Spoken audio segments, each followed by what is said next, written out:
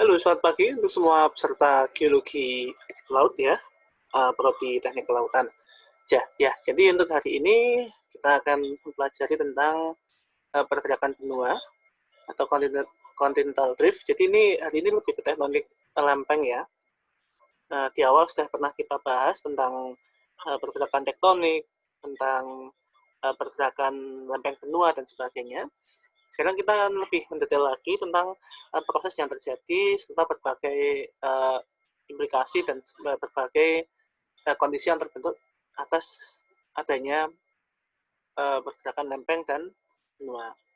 Jadi hari ini atau sesi ini akan membahas pergerakan benua, teori tektonik lempeng, dan peta tektonik. Ya, ada 3 subbab yang akan kita bahas di hari ini. Oke, baik. Kita mulai ya dari mungkin ini sudah pernah Anda dapatkan atau mungkin Anda pernah membaca atau melihat dari berbagai sumber dan video ya tentang lempeng bumi, dan mungkin juga pernah kita bahas di pertemuan-pertemuan yang sebelumnya. Jadi kita akan membahas tentang pergerakan benua ya, atau dalam bahasa Inggris continental drift ya. Nah, seperti ilustrasi yang Anda lihat di depan ini, bahwa benua memang satu bagian dari lempeng ya. Lempeng ada lempeng benua dan lempeng samudra. Nah, lempeng benua itu sendiri merupakan salah satu bagian dari lempeng dari lapisan lempeng bumi ya, yang membentuk benua-benua.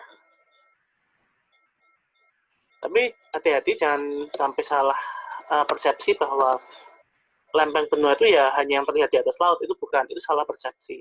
Jadi yang disebut lempeng benua ya walaupun ia berada di bawah permukaan laut, tapi jika dia merupakan bagian dari satu gugus lempeng benua tersebut, maka ya itu merupakan termasuk dalam lempeng benua. Nah, lempeng yang samudra ya bentukan lempeng yang lain. Jadi yang biasanya dengan beberapa ciri yang berbeda dengan lempeng benua ya. Lempeng samudra itu biasanya lebih tipis tapi massa jenisnya lebih besar. Lempeng benua itu lebih tebal tapi massa jenisnya lebih kecil.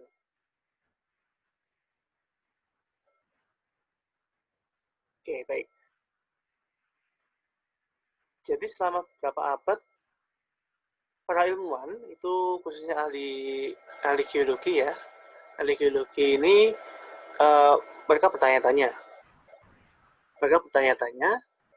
mengapa saat ini terbentuk berbagai macam benua yang dengan tipe yang berbeda-beda, dengan jarak yang berbeda-beda, tapi ada kemiripan. Jadi kalau disambungkan ya, digabungkan itu ada kemiripan antara benua-benua yang terpisah itu. Contoh yang digambar ini ya, ada beberapa jenis ya, ini jenis hewan atau satwa pada masa lampau yang pada waktu itu benua saat ini kan terpisah-pisah ya. Tapi begitu dilihat, kok bisa ada jejak-jejak dari Mesosaurus yang ditemukan di selatan benua Amerika dan selatan benua Afrika. Padahal benua itu terpisah jarak yang cukup jauh. Ya, Anda tahu, terpisah dengan jarak yang cukup jauh. Nah, begitupun dengan Glossopteris ya. Glossopteris juga sama, bahkan ditemukan di 5 benua sekaligus. Oke. Nah, mengapa bisa terjadi demikian? Nah, ini menjadi satu pertanyaan ya dari beberapa ilmuwan, terutama ilmuwan geologi, ilmuwan dari paleontologi dan sebagainya. Akhirnya mereka mencoba merekonstruksi. Nah, ternyata jika disambung-sambungkan seperti ini ya, seperti puzzle ya, itu Anda bisa lihat bahwa bagian-bagian benua yang dan juga mungkin bagian dari benua ya, itu bisa match satu sama lain seperti yang tergambar di sini. Artinya dulunya ada suatu daratan yang besar, yang utuh. Nah, mungkin pertanyaannya lalu muncul, lalu mengapa saat ini mereka terpisah? Nah, baru muncul pertanyaan itu. Kemudian dipelajari lagi. Dari situ, para ilmuwan menyimpulkan bahwa adanya pergerakan tanah, ya. Berarti ada pergerakan tanah, gitu kan. Pada waktu itu belum tahu, loh, mengapa ada pergerakan tanah? Itu belum tahu. Yang mereka ketahui adalah bahwa ada, ya, terjadi pergerakan tanah. Bukti yang lain adalah terjadinya gempa bumi. Loh, kenapa tanah bisa bergetar dan bergerak? Waktu itu menjadi pertanyaan-pertanyaan lagi. Lalu ada erupsi, dari mana tiba-tiba muncul erupsi gunung api? Dan mengapa ada suatu pegunungan yang sangat tinggi, mengapa bisa menjulang sangat tinggi? Nah, itu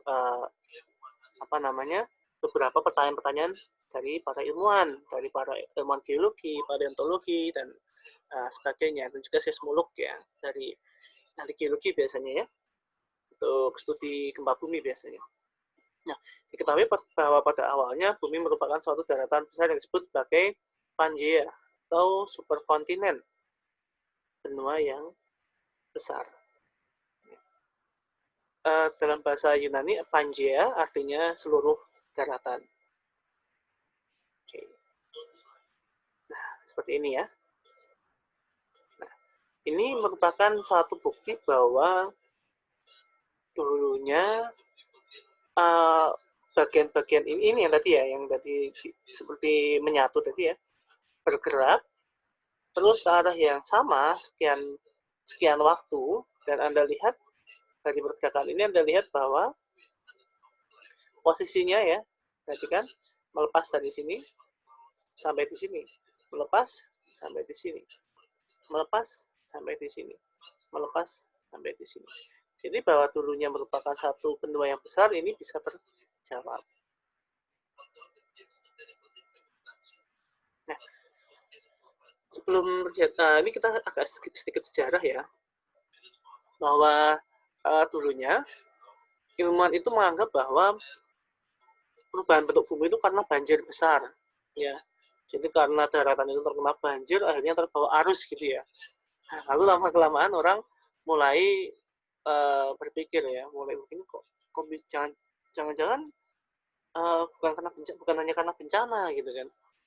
Awalnya memang mereka berpikir semua hal yang terjadi di bumi itu karena katastrofis. Katastrofi itu artinya bencana besar. Ya. Namun lama-kelamaan mereka mulai berpikir bahwa ini berarti bukan hanya karena bencana, pasti ada penyebab yang lain. Sehingga muncullah paham yang namanya uniformitarian. Artinya ada kondisi-kondisi, ya, yang terjadi saat ini itu merupakan hasil kejadian dari peristiwa masa lalu. Ya. Apa yang terjadi sekarang bisa menunjukkan peristiwa masa lalu. Ya.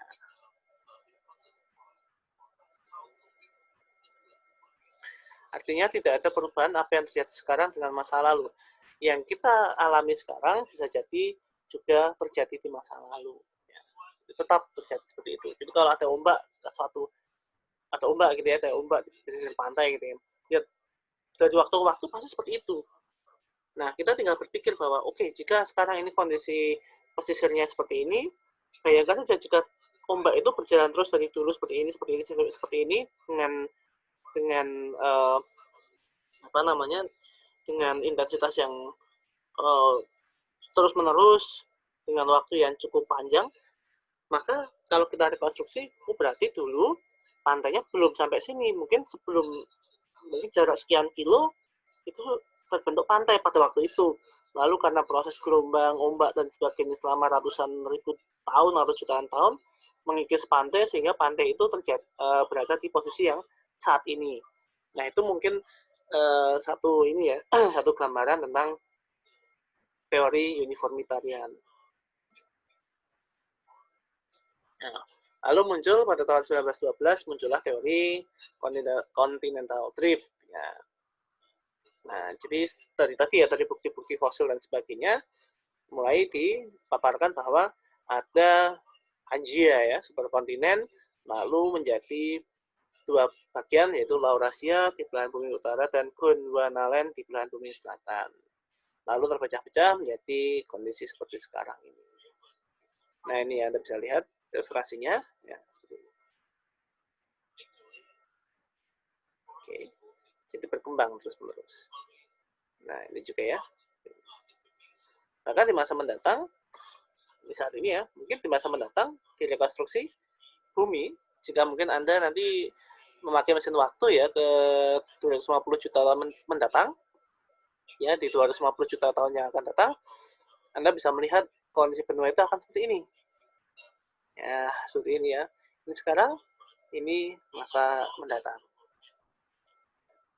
Ya, jadi Anda bisa lihat bumi ini tidak bentuknya tidak itu saja ya, tapi bumi ini juga berkembang, ya, berubah dan berkembang. Teori-teori ini awalnya dari Wegener ya, yang nantinya pergerakan tadi, lalu diperkuat oleh Abraham Ortelius yang menyatakan bahwa pada mulanya daratan Amerika menyatu dengan Afrika Eropa. Ya. Hal ini terbukti dengan adanya kesamaan fosil dan struktur geologi. Namun hati-hati, awalnya mereka mengira bahwa itu karena banjir besar awalnya ya. Nah, lalu kelamaan ya, ini ya. Oh, ini tahun 1858 ahli geografi Antonius Schneider Pellegrini dia merekonstruksi gambaran manakala ya, atau diprediksi pada saat benua Amerika dan Afrika menyatu ya. Nah, ini seperti ini ya, gambaran menyatunya Afrika dan Amerika. Ternyata masuk ya. Nah, ini ya, ternyata masuk ya, khususnya Amerika Selatan ya. Amerika Utara juga ya. Jadi Anda bisa lihat di bagian ini adalah puzzle di sini, bagian ini adalah puzzle di sini ya. Ya, ini laju pergeserannya, jarak pergeserannya Anda bisa lihat bahwa terjadi pergerakan dari dua benua ini. Nah, kaitannya dengan adanya energi yang berada di sini ya. Nah,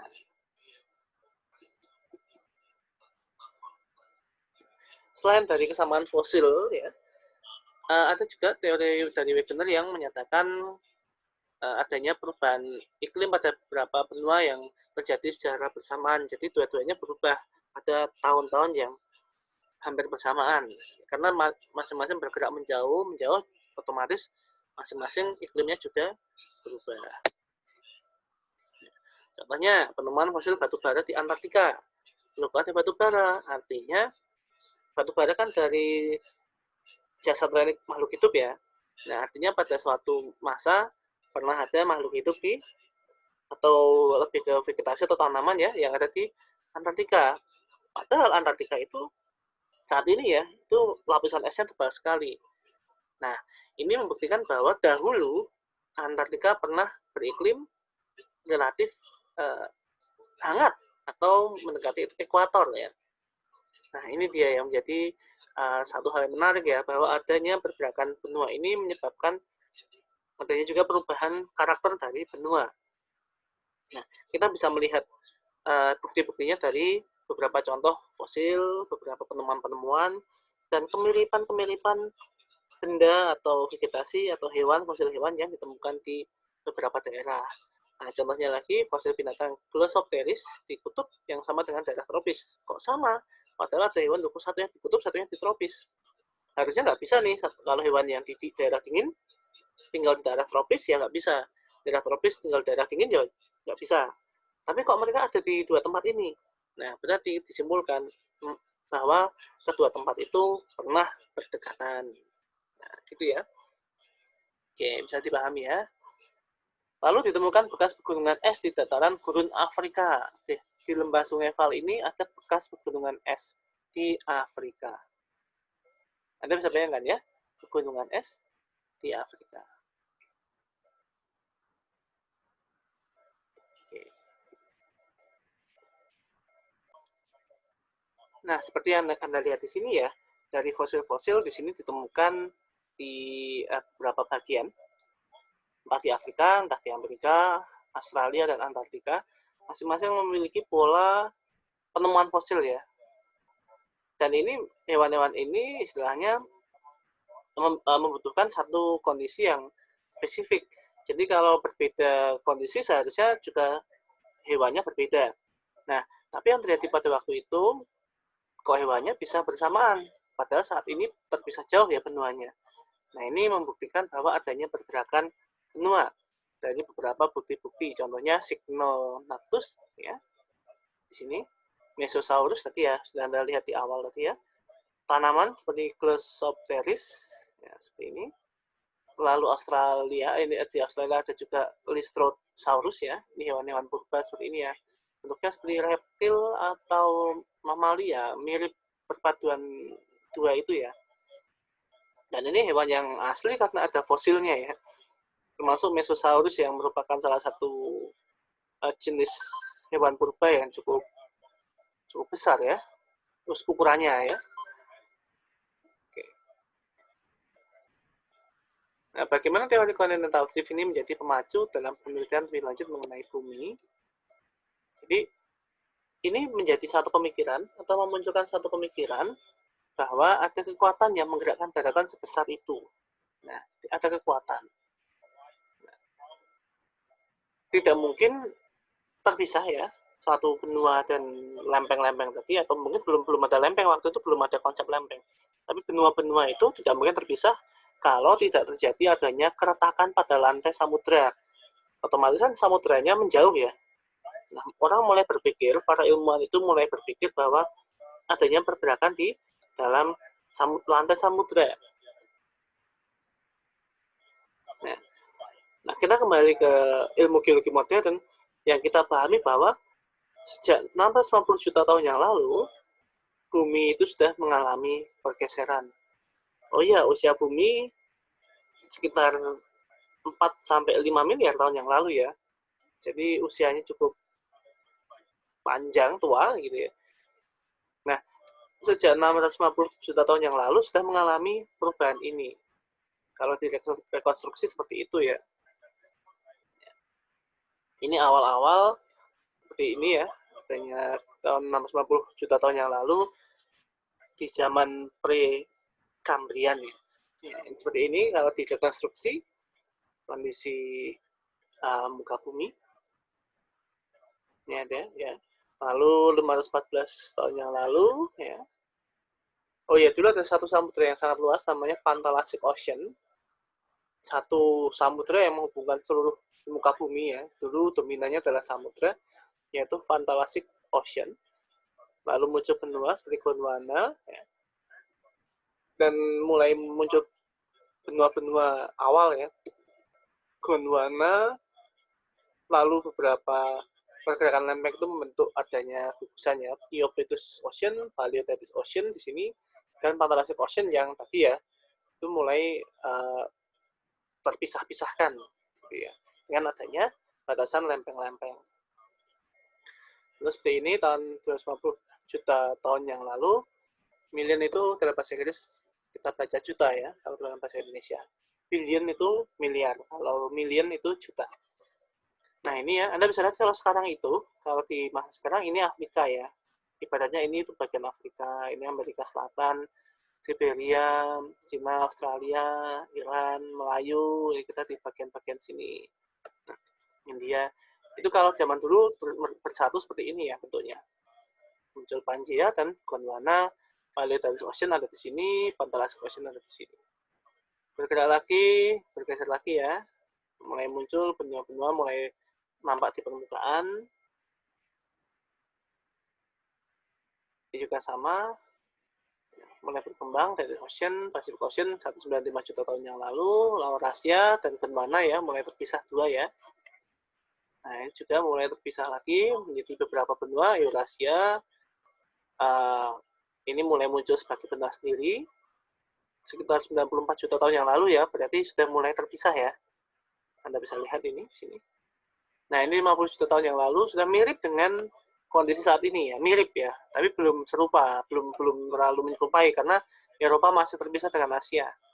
India masih terpisah dengan Asia juga ya, Australia, Indonesia bahkan masih menyatu mungkin dengan kelihatannya menyatu dengan bagian Asia di sini. 18.000 tahun yang lalu sudah membentuk kondisi seperti saat ini, dan di masa sekarang ya Anda bisa lihat di ini ya, di citra Google Earth ya, seperti ini. Makhluk hidup mungkin Anda bisa lihat sendiri nanti adanya perubahan-perubahan makhluk hidup dari era awal tadi ya, yang masih merupakan benua yang satu tadi ya. Awalnya makhluk hidup itu berupa makhluk hidup dari laut ya, karena dominan lautan, sehingga makhluk hidup awal diperkirakan ya berasal dari biota-biota laut seperti ini, lalu berkembang, nah seperti ini, lalu muncul di daratan. Nah baru muncul sekitar tahun 180 juta tahun yang lalu, muncullah hewan-hewan yang cenderung berada di darat. Di laut juga ada, di darat juga ada. Nah bumi ini sudah mengalami beberapa kali keputusan massal. Kenapanya masih menjadi misteri. Ada yang bilang meteor, ada yang bilang kondisi kosmik, ada yang bilang kondisi vulkanik, atau dari lempeng sendiri yang mengalami katastrofi, tapi kita belum tahu secara pasti. Ya, sekali lagi saya ulangi, ini belum tahu secara pasti ya. Jadi kehidupan bumi itu mengalami 2 kali kepunahan massal, yaitu di tahun sekitar 200-an juta tahun yang lalu dan 65 juta tahun yang lalu. Kepunahan massal artinya hampir separuh lebih ya makhluk hidup di bumi mengalami kematian. Entah seperti apa, kita belum memiliki jawaban yang pasti gitu ya. Tapi memang ini terjadi seperti itu. Nah, akhirnya muncul semua pertanyaannya di awal tadi, kok bisa, akhirnya muncul suatu ilmu yang memaparkan tentang pergerakan kerak bumi. Nah, baru muncul konsep-konsep, oh bumi ini bergerak, kerak buminya bergerak gitu ya.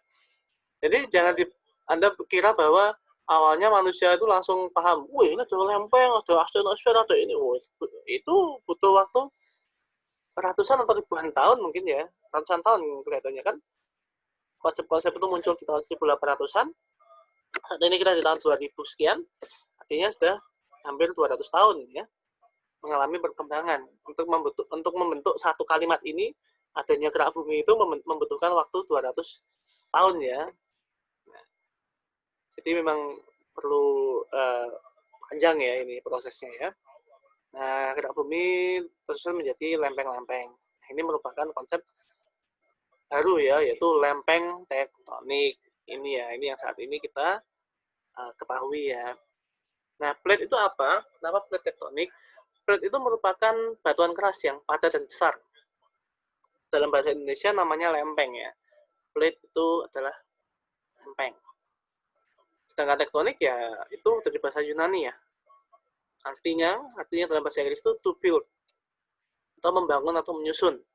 Jadi kalau digabungkan jadi susunan suatu lempeng atau batuan yang keras dan padat tadi di permukaan bumi ya. Itu menjadi gabungan jadi plate tektonik, atau bahasa Indonesianya tektonik lempeng. Nah, tektonik lempeng ini membagi bumi menjadi 2 bagian. Lapisan luar yaitu litosfer yang relatif dingin dan kaku, tegar ya, kaku ya. Lalu di bawah litosfer ya adalah astenosfer yang panas dan dapat mengalami perubahan bentuk secara perlahan-lahan. Astenosfer itu viskos ya, jadi kayak apa ya? Tidak cair tetapi padat, tapi bisa mengalir karena adanya tegangan. Nah, Anda paham ya? Coba dipahami ya. Tidak cair, bukan seperti cair itu kayak air minum, itu bukan. Tapi juga tidak padat seperti granit gitu ya. Seperti batuan keras padat, itu bukan. Jadi dia juga dibilang padat ya. Padat tapi masih bisa mengalir. Nah, Anda coba dibayangkan ya, padat tapi dengan tegangan tertentu dia bisa mengalir. Ya, seperti itu ya. Seperti itu namanya lapisan astenosfer. Nah, ini ya, seperti ini ya. Ini lapisan astenosfer ada di sini. Nah, ini ya, ini lapisan-lapisan bumi. Bagian teratas adalah litosfer ya, yang cenderung keras, padat. Di bawahnya adalah astenosfer yang padat tapi bisa mengalir. Lalu bawahnya adalah mantel. Mantel ini juga bisa mengalir juga. Dia lebih apa namanya? Bukan padat juga ya. Dia mirip dengan astenosfer tapi cenderung lebih mudah mengalir dibandingkan dengan lapisan astenosfer. Ini mantel atas, mantel bawah. Lalu inti bumi, ada inti yang cair dan inti yang padat. Diduga seperti ini. Sekali lagi saya sampaikan, diduga seperti ini. Sampai saat ini kita masih mengacu ke teori struktur bumi seperti ini. Nah, bedanya litosfer dengan astenosfer adalah ketegarannya. Jadi sifat-sifatnya untuk menghadapi suatu pergerakan. Kalau litosfer itu seperti batuan ya, jadi semakin dia ditekan bisa patah, bisa retak, bisa sebagainya. Tapi kalau astenosfer ini bisa mengalir, gitu ya. Dan juga suhunya berbeda jauh ya. Astenosfer itu apa? Cenderung panas ya, lebih panas.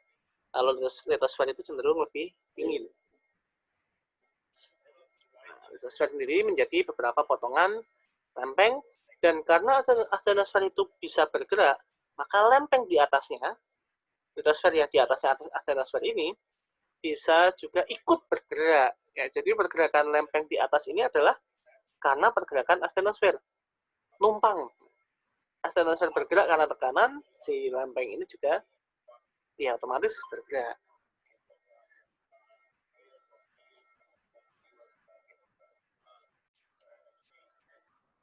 Tujuh lempeng utama diantaranya adalah Eurasia, Australia, lempeng Pasifik, Afrika, Amerika Utara, Amerika Selatan, dan Antartika.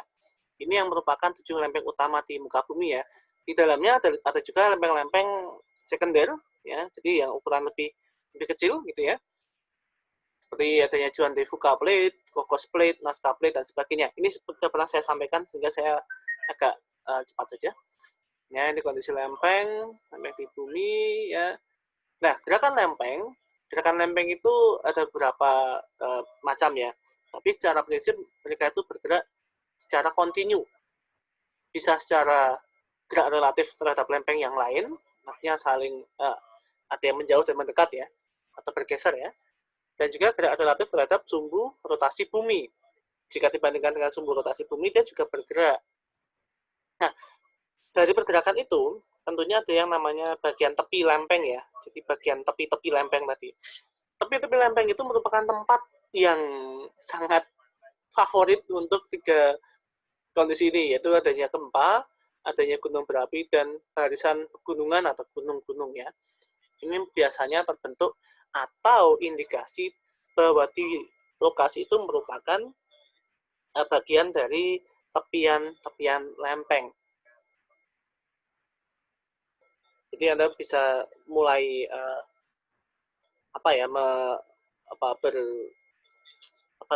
mulai bisa mengidentifikasi ya bahwa jika ada kondisi seperti ini, maka kemungkinan daerah tersebut merupakan bagian dari interaksi lempeng.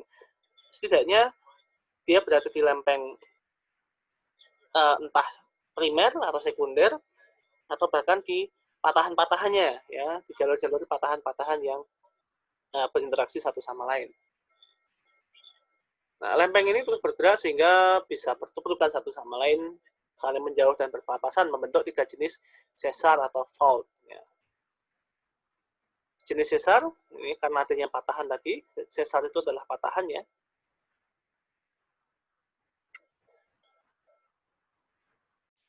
Oke, ada yang namanya normal fault, ada yang namanya thrust fault, dan strike slip. Ya, normal fault itu karena adanya saling menjauh, thrust fault itu karena adanya saling mendekat, strike slip itu adalah karena saling bergeser ya, dengan arah yang berbeda ya. Nah, ini tiga macam sesar ya. Ini masing-masing karena adanya interaksi lempeng tadi. Oke. Nah, dari adanya pergerakan lempeng tadi, tentunya ahli-ahli geologi mengklasifikasikan ya, ada 4 jenis batas lempeng. Ya, ada 4 jenis batas lempeng. Jadi ini kaitannya dengan bentukan sesar ya. Kalau sesar itu kan bentukannya, kalau ini suatu batasan ya, batasan antar lempeng tadi. Nah, nomor satu adalah batas divergen, yaitu lempeng yang saling menjauhi. Yang kedua, batas konvergen, salah satu lempeng ditabrak lempeng yang lain, satunya relatif ya, saya bilang relatif lebih lambat atau cenderung diam ya, ditabrak atau dikenai gaya oleh lempeng yang lain. Yang ketiga, transfer boundaries atau batas transformasi, di mana dua lempeng hanya saling bersinggungan secara horizontal ya. Ini yang membentuk sesar strike slip tadi ya. Nah, divergen menyebabkan terjadinya pemekaran lantai samudera dan naiknya magma dari mantel bumi.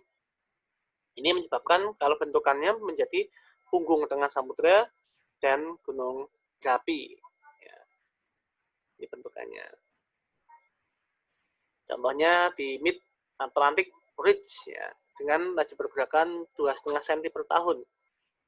Hanya ya, kalau per tahun memang hanya 2,5.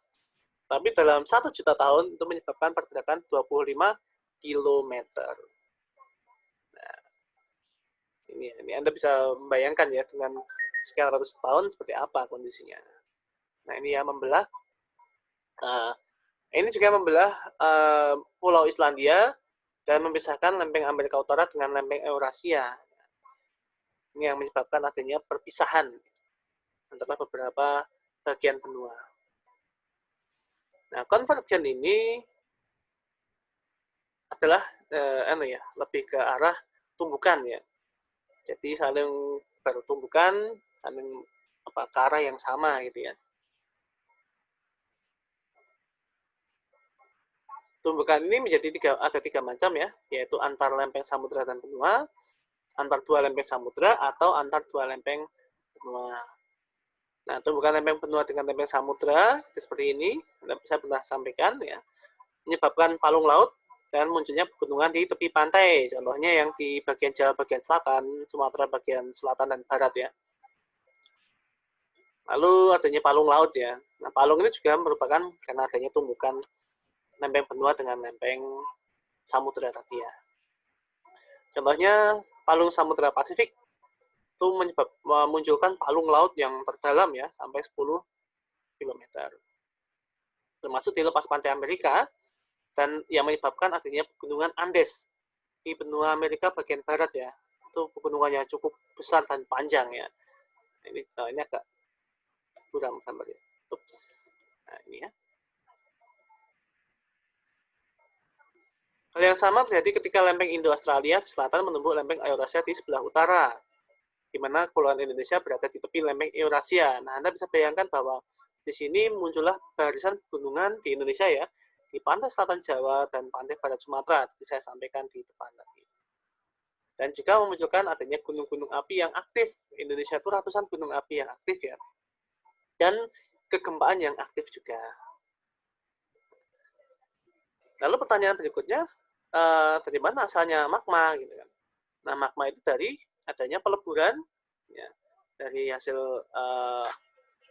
pelelehan ya, pelelehan karena lempeng tadi saling bertumbukan sehingga satu bagian menghunjam ke bawah karena suhu dan tekanan menyebabkan pelelehan ya. Nah, seperti ini ya. Nah, sehingga muncullah bentukan gunung api karena magma itu atau tekanan yang otomatis karena adanya material yang masuk, bertambah tekanan, bertambah material, sehingga perlu dikeluarkan supaya seimbang. Jadi kalau dikeluarkan, tenaganya akan kembali stabil. Nah, itulah munculnya gunung api. Ya, ini yang tadi tentang Palung Mariana, Anda bisa baca sendiri di slide. Ini juga gunung api, contohnya Gunung Krakatau, itu karena adanya lempeng samudera yang saling bertumbukan. Ya.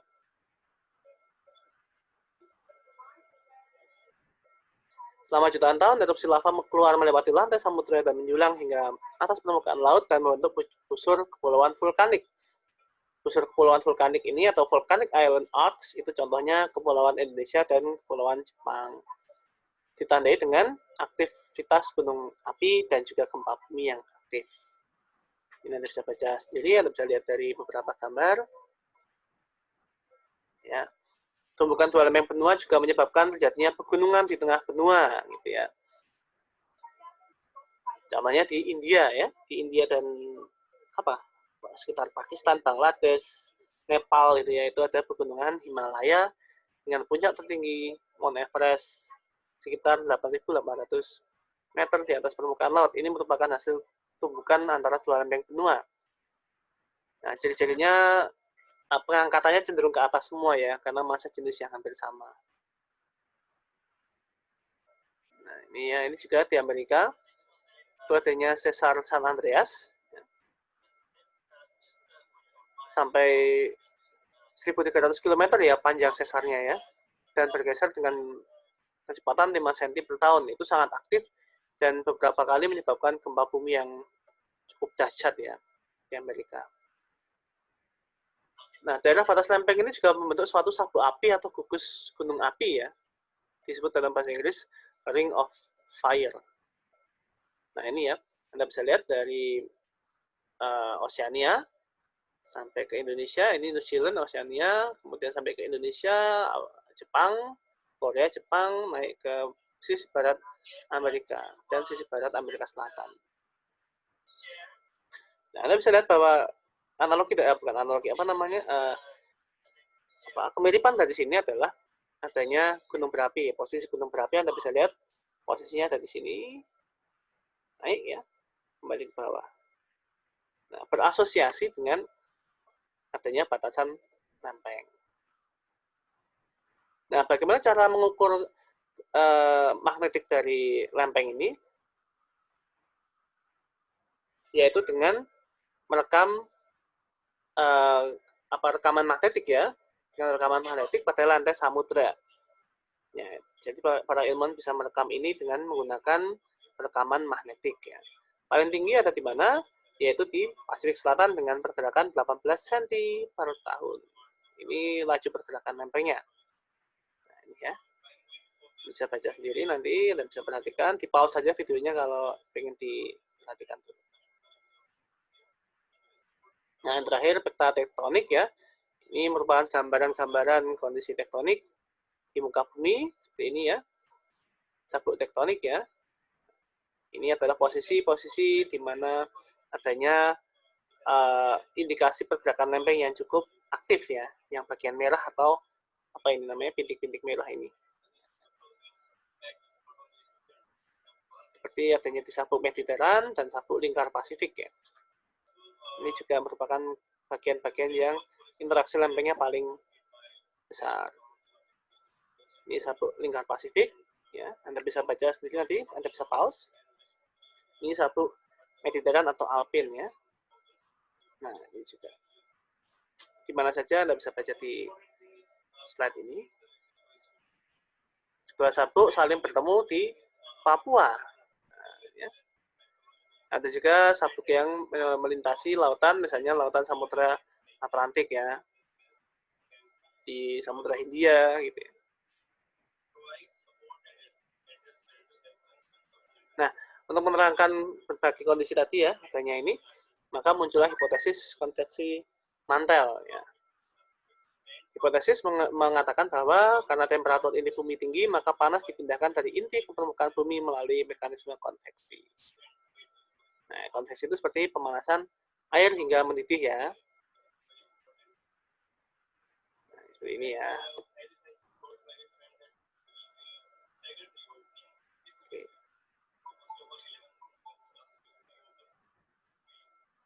Nah, seperti ini ya. Seperti konduktivitas ya, antara pemanasan air ya. Jadi karena adanya konduktivitas itu, dia bergerak dari kanan, dia bergerak ke bagian yang lebih tekanan rendah, ke tekanan yang lebih tinggi ya. Oh maaf, dari tekanan tinggi ke tempat yang tekanannya lebih rendah ya. Nah, ini saya back sedikit. Nah, ini ya. Tentunya pergerakan astenosfer ya, seperti saat kita memanaskan air atau proses konveksi.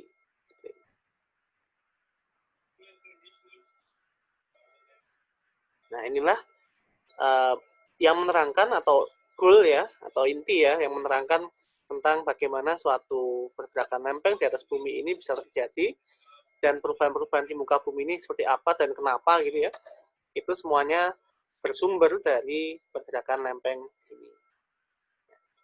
Nah, oke, itu untuk yang materi pergerakan lempeng pada hari ini dan juga pembentukan benua dan perkembangan benua. Kita akan lanjutkan lagi dengan beberapa materi yang satu materi lagi ya, satu materi yang cukup menarik yaitu sea level change di sesi yang berikutnya.